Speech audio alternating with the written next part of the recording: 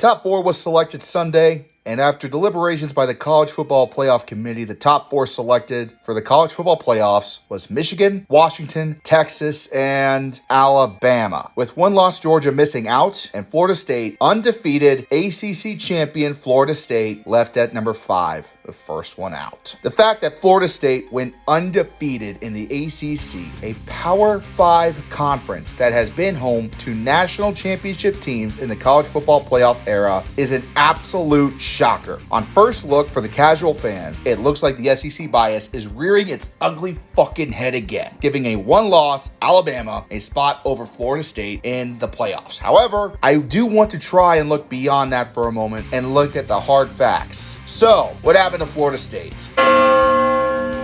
To truly appreciate what happened here, we need to look at the full body of the season for Florida State. First 2 games of the season saw strong wins against a LSU squad at a neutral site and a very slack Southern Miss squad.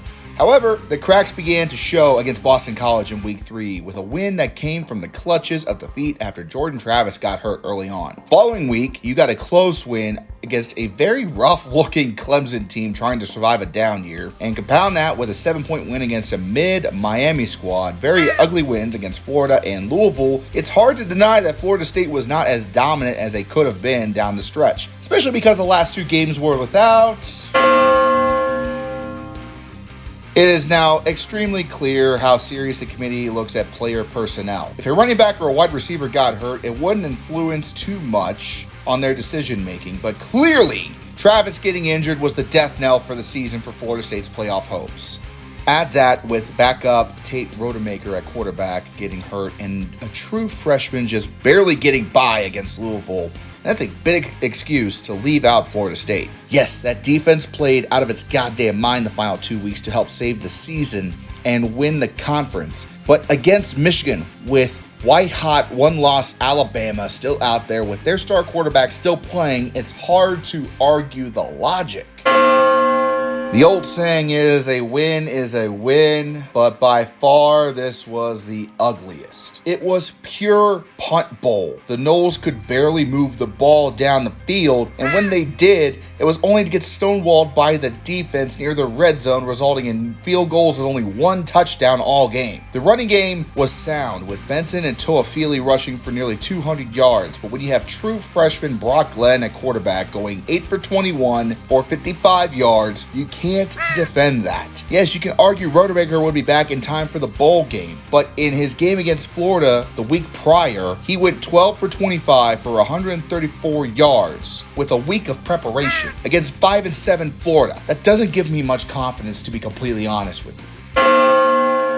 Now we get to the real reason why Florida State, in my opinion, was left out of the college football playoffs. See, when Texas beat Oklahoma State convincingly on Saturday, it all but locked them up. Florida State just needed to win and get in, so long as nothing changed in the rest of the games. But then the Tide did the Tide thing and washed away the Bulldogs. The score was close, but the Tide looked like the better team all game, shutting them down on offense for the most part, and Milroe making mincemeat out of that Georgia defense. The losses against Texas early on, the very ugly win against USF and Auburn aside, they beat Georgia, who had 29 straight wins and were back-to-back defending national champions. They honestly look more complete now than they did earlier in the season, and the win against Georgia made it clear who the top dog is once again in the SEC. Had Florida State come out and obliterate Louisville, they would have made it in, point blank. The committee has history with allowing teams down to their 3rd-string quarterback to come into the playoffs so long as they look strong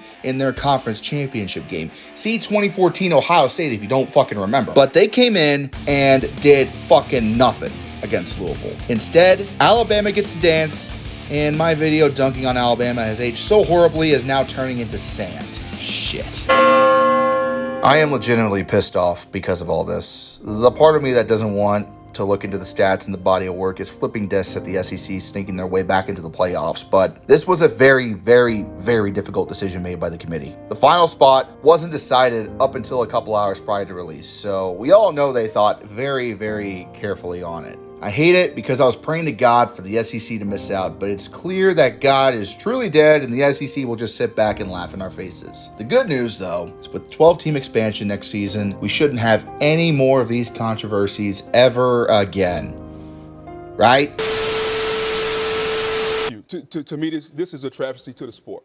Because we go out there on the field and we play the game.